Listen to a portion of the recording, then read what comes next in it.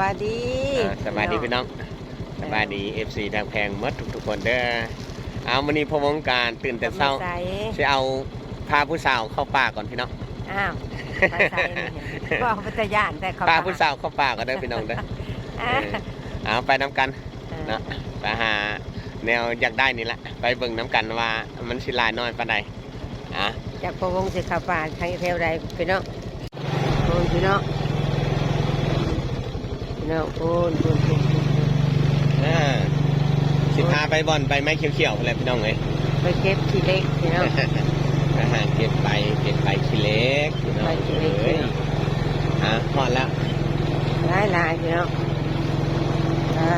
หลายใส่หลายบาทพี่น้องเอ้ยจอดกันเอารถเข้าไปในบ่ได้ย่างเอาบัดนี้นะย่างพี่น้องพูดละพี่น้องไปนำกันเมื่อก่อนพวงกับมาเก็บเด็กพี่น้อง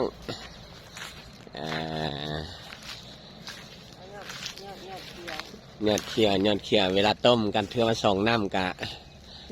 จืดนี่เด็กน้องเลยยอดเขียวตัวนี้จะเป็นยอดแดงนี่มีต้นนี้อีกยอดแดงบ่เอา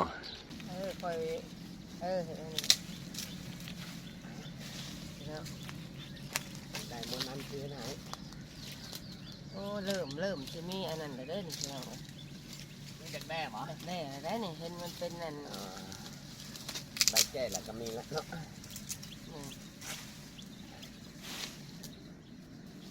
ใบแก่เริ่มมีแล้วหักมึงเลยให้มันตันเท่าหน้ากระถิ่งจะเอาไงป้าพักชีเล็กเดียวในบริเวณนี่ค่ะเบิ่งเอามีดมาให้เขาด้วยสิตัดมันง่าย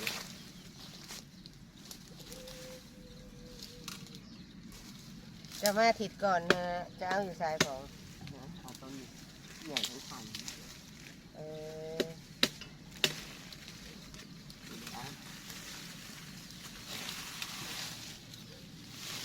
เลยเอาให้ได้เท่าไหร่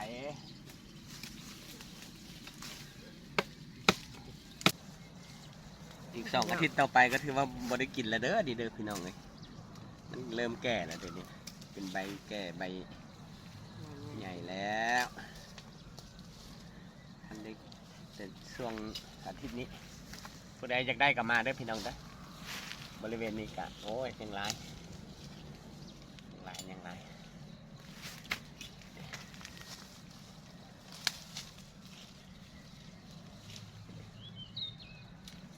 ว่าปิดเอาเต็มกำ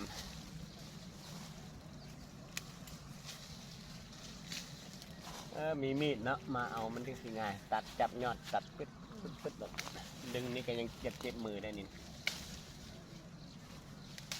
เอามีดเอาผ้ามาดวงเดียว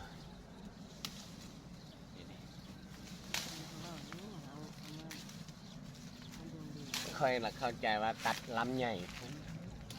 ดวงเดียวก็ได้ว่าสันตัดลำใหญ่ยังมาตัดทั้งมาให้มาตัดให้มันเตื่อยลงมานี่เก็บไว้ซะ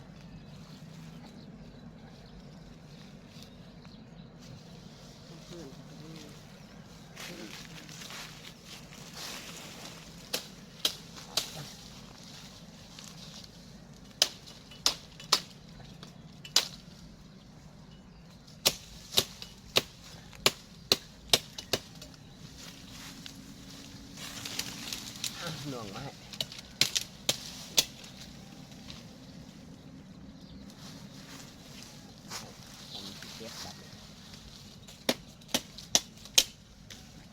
มีหมดดำแดงส้ม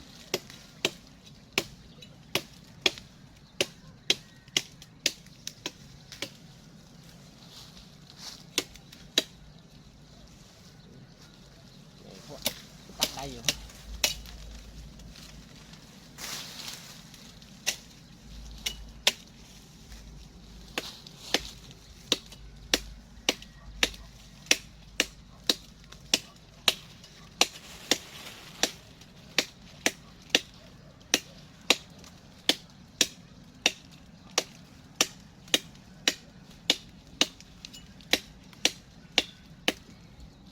อยู่โรงเรียนเฮาก็คือว่ามีกำลังปลูกเลย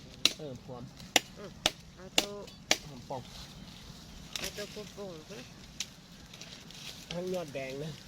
แดงบ่ทับหัวคนแล้ว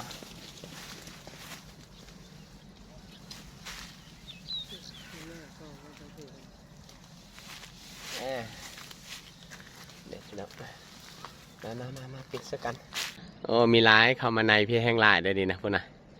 แมนมัดปลาขี้เล็กในใส่เพิ่นปบอันหมดลากอันกลางไม้ออกมาเก็บอยู่กลางเดินพี่พี่น้องเอ้ยลายคนนะอยู่ต่ำๆนี่เด้ตัวนี้ให้เอาง่ายๆนี่มาเอาอยู่บนต่ำๆนี่บนข้างเบื้องนั้นผมก็มีข้างนั้นก็มี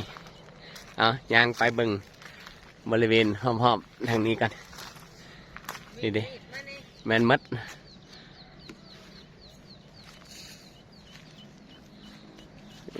ไปเลือกเบิ่งกันนะต้นใดที่เป็นต้นเขียวต้นแดง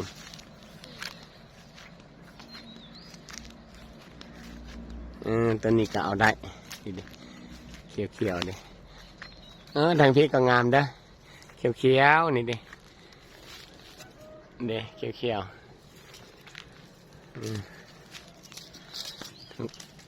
ทางพุ่นก็มี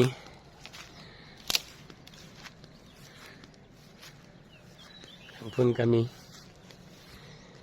โอ้หลายสามเสียวเนี่ยตัวนี้ก็เขียวคัก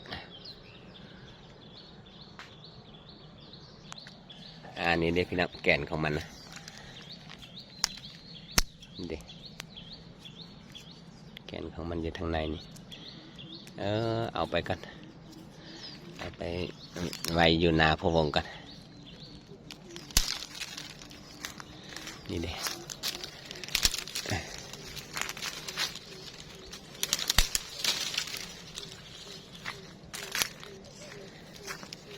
ยังปวดอยู่พี่น้องยังรายแต่ทางงาม ยังติดใจอยู่เนาะมาเห็นต้นเขียวๆในพัดแห้งบ่อยากเมื่อเอากลับได้สวยเลยกลับได้คนเต็มมือเต็มกำมือเลยบ่พอมือหน้าจังมาอีกใส่ทงเจ้านะคนมันเก็บมากองไว้เป็นจุ่มนี่พี่น้องเก็บไว้เป็นกองคนเก็บมองใดวางมองนั้นเอาเก็บมาหอมกันมือเนาะได้เต็มแล้ววะก็ยันเหลือนี่